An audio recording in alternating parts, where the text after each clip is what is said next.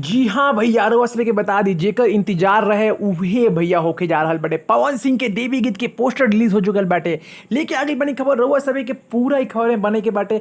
हम बताए वाले बानी कि गाना कब आई, कहाँ आई, गाना के लिखले बा, बहुत कुछ लेके आगे बानी। और भैया दबा के शेयर करे के बाटे और गर्दा गर्दा कर देवे के बाटे। जय हो भैया। पलक झपकते भोजपुरी के सारा खबर पहुंच जाई रउआ तक। राउर आपन चैनल भोजपुरी स्टार ट्यूब अगर देखो तानी तो सोची मौत, जाके कर दी सब्सक्राइब, घंटा के आइकन के दू हाली जरूर दबा देव। सब खबर फ्री में पहुंची रउआ तक। सबसे पहले यह कहा कि पावर स्टार के जे भी फैन बाटे वीडियो के नीचे लाइक के बटन पर लाइक कर दी और कमेंट में लिखी जय हो पावर स्टार। हम देखल चाहता नहीं कि आखिर ऐसा के पावर स्टार के फैन बाटे, खाली मुंह से बोलला से फैन ना होला।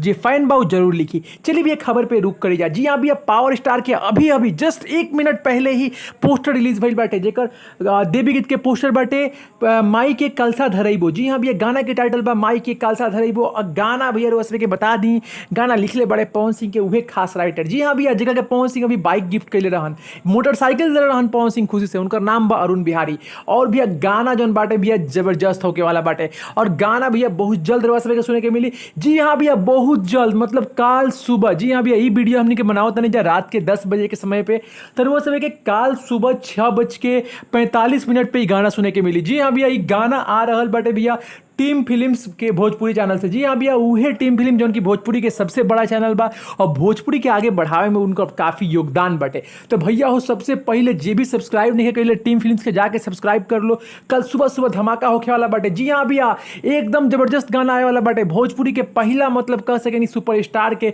देवी गीत आए वाला बाटे। और भैया गाना में म्यूजिक दिले बाटे छोटे रावत जी। जी हाँ भैया छोटे रावत जी के म्यूजिक बा और हाल फिलहाल में ही छोटे रावत जी के साथ पवन सिंह के काफ़ी अच्छा गाना आयल बाटे।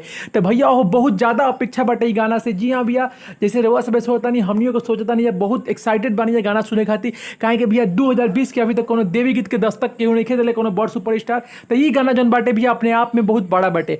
अब भैया करे के क्या बा रउआ सब ध्यान से सुन ली। ई वीडियो के शेयर करे के बाद, वीडियो के लाइक करे के बाद, और भैया ई वीडियो के जितना हो सके अपन भाई बंधु चाचा भतीजा तक पहुंचावे के बाद। काहे कि कल सुबह सुबह जब गाना आवता तो गाना सुन के हमनी के सुपर डुपर हिट बना देवे के बाद और मिलियन पे व्यूज ले जाएगा बटे। भोजपुरी स्टार ट्यूब से अविनाश के रिपोर्टिंग दिल्ली। वीडियो को लाइक शेयर जरूर कर।